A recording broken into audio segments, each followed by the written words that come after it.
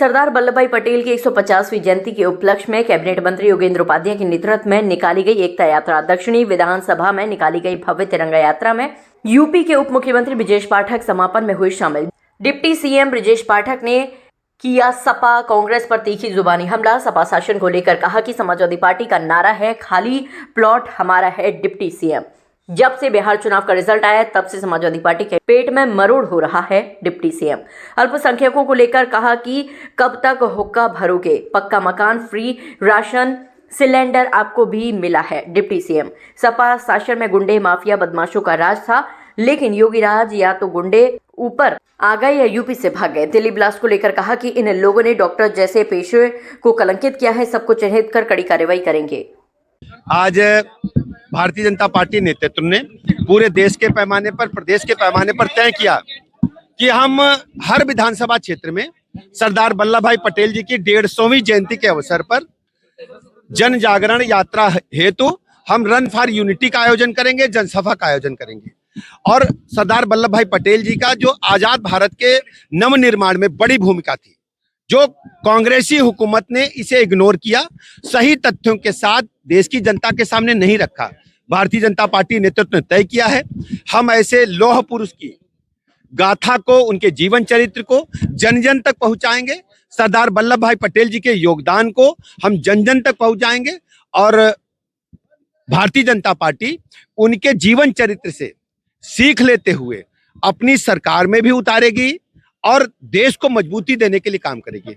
हम सब जानते हैं सरदार वल्लभ भाई पटेल जी ने देश की जो आजादी के बाद छोटी बड़ी रियासतें थी, अपने बलबूते उनको देश में वर्तमान स्वरूप को समाहित करके देने का काम किया था। देखिए, ये उनका आंतरिक मामला है, इस पे हमारी तरफ से कुछ कहना उचित नहीं होगा। देखिए, एनडीए ने बिहार में जो प्रचंड बहुमत हासिल किया है, उसके पीछे आदरणीय प्रधानमंत्री नरेंद्र मोदी जी की गरीब कल्याण योजनाएं और नीतीश जी का सुशासन है। जनता जंगल राज से मुक्ति चाहती थी, गरीबी से मुक्ति चाहती थी। आज बिहार रफ्तार पकड़ चुका है, बिहार विकास में तेजी के साथ आगे बढ़ रहा है।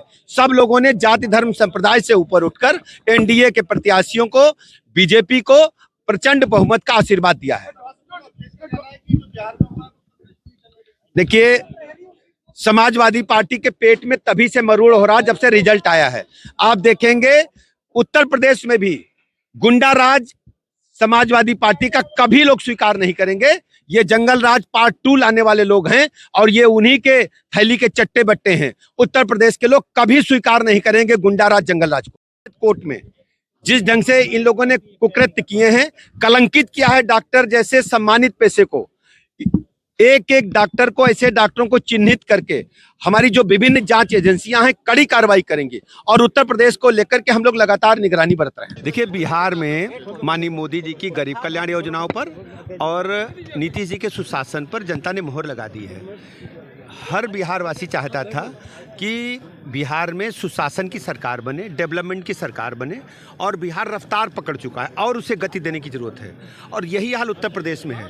उत्तर प्रदेश सब पूरे देश में तेजी के साथ आगे बढ़ रहा है और उत्तर प्रदेश में समाजवादी पार्टी जो गुंडा राज और मैं कह सकता हूं जंगल राज लाई थी, उसे उत्तर प्रदेश के लोग कभी स्वीकार नहीं करेंगे। बेटी ने एक ट्वीट किया है इल्तिजा मुफ्ती ने कि जो डॉक्टर्स हैं वो इस्लामोफोबिया किया जा रहा है और उसका परिणाम आप जानते हैं, ये मतलब इस पर कुछ कहना उचित नहीं होगा, लेकिन बहुत कड़ी कार्रवाई होने जा रही है।